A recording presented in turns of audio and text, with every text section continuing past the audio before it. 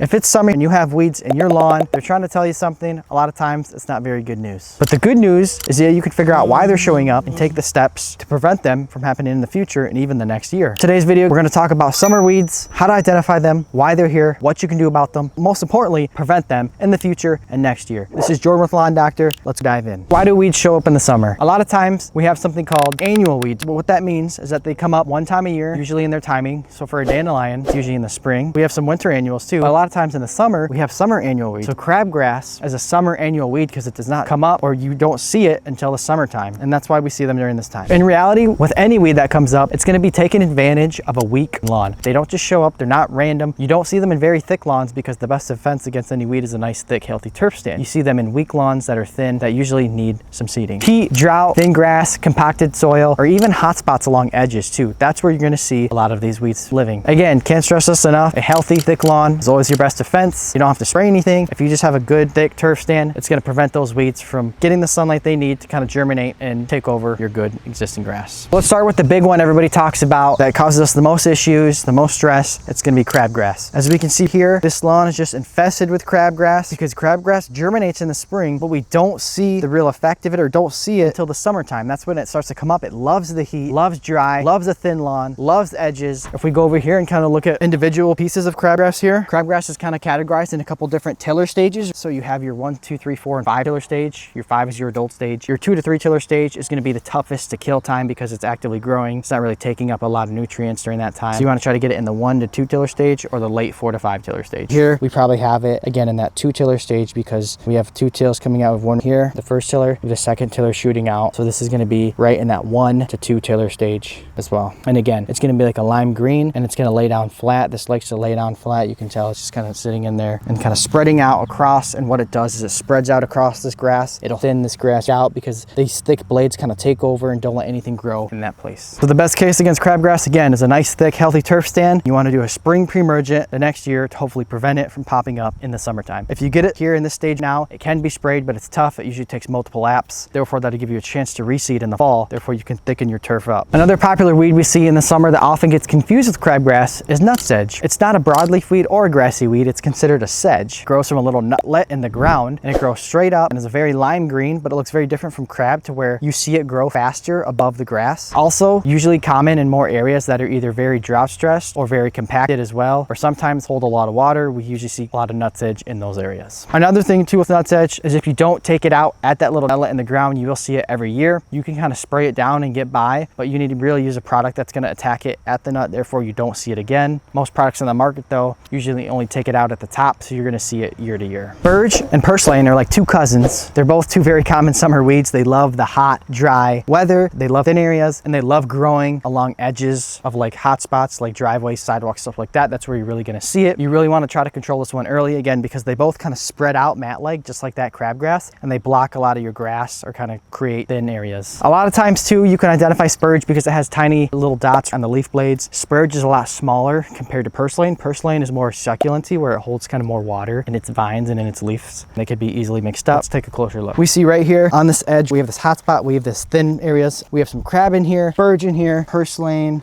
We have our spurge and red vine, but the leaflets are much smaller and they usually have little dots on their leaflets as well. And it's very tough to control too. A lot of times, even with the liquid spray, because these leaves are so small, you really got to make sure you're targeting it, get it covered on this whole plant. That way it will die. Purslane, same thing, very identical. The spurge with the red vines with the leaf shape, very succulent. You could tell this thing's holding a lot more water. The leaves are a lot bigger. Make sure when you're spraying this, you're getting that whole thing covered up. Therefore, you can take it out. Since summer is clover, there's also multiple different types of clover as well. But really one of the most common ones we see is white clover. And that's just because of the white flower. Here we see a nice spread of clover. It's not flowering now, likely because this lawn got mowed the other day. There's a little flower there though. A lot of times though, when clover is flowering, it's going to be much harder to kill. And it can blend in with the grass very easily too because it's darker than a lot of other weeds. So you really want to make sure you're really just tracking that as you're looking for this, identifying it the way. Clover is a nitrogen inhibitor. So typically lawns can indicate that they may need nitrogen if there's a lot of clover there. One of the other things too is that again, it's growing very low to the ground. It's thick, so it's going to take out your natural grass there. Again, so the best defense is once you get rid of this, thicken up this grass, therefore it won't allow that clover to grow there. Whenever grass struggles, weeds are always going to be prevalent and take the place of that grass. It's very important to know that. So you want to kind of try to keep your turf the best looking, the best thickness you can at all times. How do you prevent summer weeds in the first place? Well, again, let's go back to it. In the spring, we want to make sure we're doing a crabgrass pre-emergent at the right time. It's all about timing. When that soil temperature hits 50 to 55 degrees, we want that crabgrass pre-emergent going down so we don't get crabgrass in a lawn like we have it now. Another thing is an annual plan of proper fertilization and weed control. Obviously, the most important one is your grass thickness. You want a nice, thick, healthy turf. You want to make sure your edges are clean. You want to make sure your mowing height is right, and you want to make sure that your watering is in line. All those things combined create a great environment for a nice, thick, healthy turf stand. That's your best defense always. Should I pull this crabgrass out? Should I pull this weed here out?